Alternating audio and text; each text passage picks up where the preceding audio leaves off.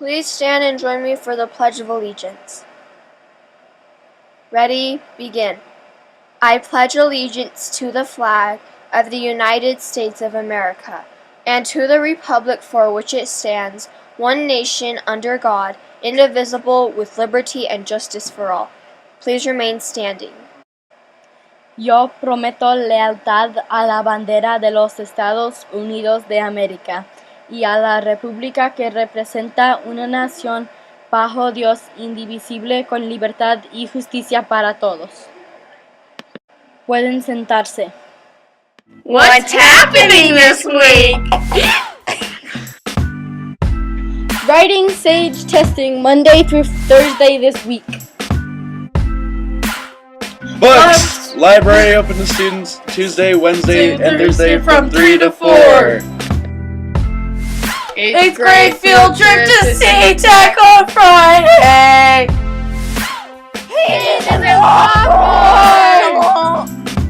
Friday in the library during lunch. Soon we'll get to put down the school books and it will become the days of precious sun and summer.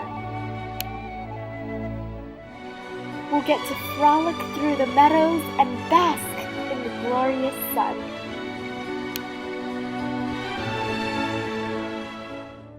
But first we have a task and must complete a journey. It's a journey that requires hard work, persistence, dedication, and support from the people around you. To get to our precious summer, we must first conquer The Sage Test! Begin preparing yourself for the journey. Pay attention to your class reviews. Clarify what you don't understand.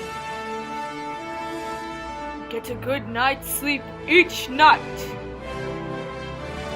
Set an alarm and wake up on time. Eat a good breakfast every morning. The battle begins Monday. The first battle in our journey to defeat Sage and save summer will be to conquer writing. The test will be given in your ELA class next week, April 24th through the 27th. The next battle we fight in this journey will be science. The test will be given during your science class the week of May 1st through the 4th. The third week of Sage testing will be for reading. Reading tests will be given during your ELA class from May 8th through 11th. The fourth week of Sage will be for math. This test will be given during your math class from May 15th through the 18th. The final week of Sage will be for makeups unfinished or missing tests. Sage makeups will not be taken with the rest of your class. You will get pulled from your classroom until you're done. The Sage test is persistent. It won't give up. It's time to get ready. Show everyone what Midville can do. Show everyone what you're capable of.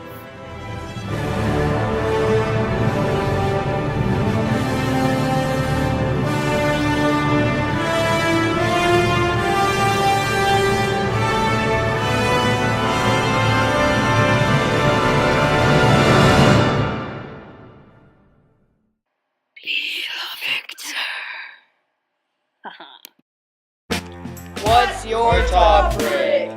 Care. Reflective!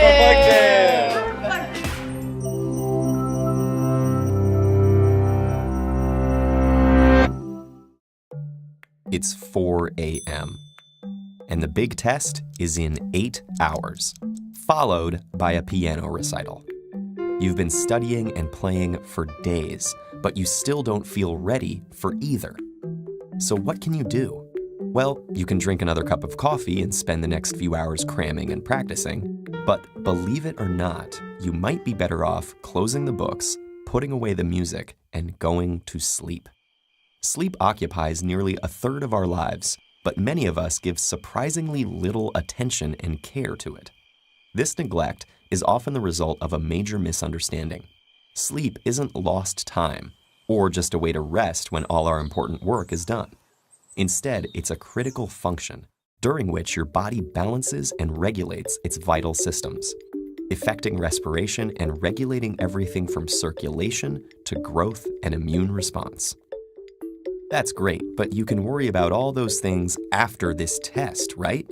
Well, not so fast. It turns out that sleep is also crucial for your brain, with a fifth of your body's circulatory blood being channeled to it as you drift off. And what goes on in your brain while you sleep is an intensely active period of restructuring that's crucial for how our memory works. At first glance, our ability to remember things doesn't seem very impressive at all. 19th century psychologist Hermann Ebbinghaus demonstrated that we normally forget 40% of new material within the first 20 minutes, a phenomenon known as the forgetting curve. But this loss can be prevented through memory consolidation, the process by which information is moved from our fleeting short-term memory to our more durable long-term memory. This consolidation occurs with the help of a major part of the brain, known as the hippocampus. Its role in long-term memory formation was demonstrated in the 1950s by Brenda Milner in her research with a patient known as HM. After having his hippocampus removed, HM's ability to form new short-term memories was damaged, but he was able to learn physical tasks through repetition. Due to the removal of his hippocampus, HM's ability to form long-term memories was also damaged.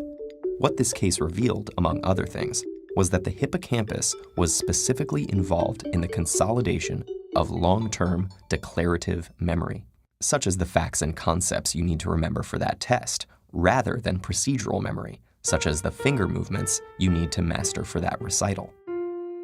Milner's findings, along with work by Eric Kandel in the 90s, have given us our current model of how this consolidation process works. Sensory data is initially transcribed and temporarily recorded in the neurons as short-term memory. From there, it travels to the hippocampus, which strengthens and enhances the neurons in that cortical area. Thanks to the phenomenon of neuroplasticity, new synaptic buds are formed, allowing new connections between neurons and strengthening the neural network where the information will be returned as long-term memory.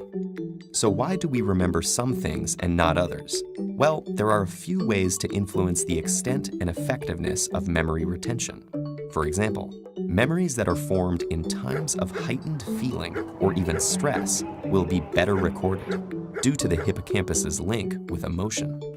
But one of the major factors contributing to memory consolidation is, you guessed it, a good night's sleep. Sleep is composed of 4 stages, the deepest of which are known as slow-wave sleep and rapid eye movement. EEG machines monitoring people during these stages have shown electrical impulses moving between the brainstem, hippocampus, thalamus, and cortex, which serve as relay stations of memory formation. And the different stages of sleep have been shown to help consolidate different types of memories. During the non-REM slow-wave sleep, declarative memory is encoded into a temporary store in the anterior part of the hippocampus. Through a continuing dialogue between the cortex and hippocampus, it is then repeatedly reactivated, driving its gradual redistribution to long-term storage in the cortex. REM sleep, on the other hand, with its similarity to waking brain activity, is associated with the consolidation of procedural memory. So based on the studies, going to sleep 3 hours after memorizing your formulas and 1 hour after practicing your scales would be the most ideal. So hopefully you can see now that skimping on sleep not only harms your long-term health, but actually makes it less likely that you'll retain all that knowledge and practice from the previous night. All of which just goes to affirm the wisdom of the phrase, sleep on it. When you think about all the internal restructuring and forming of new connections that occurs while you slumber, you could even say that proper sleep will have you waking up every morning with a new and improved brain, ready to face the challenges ahead.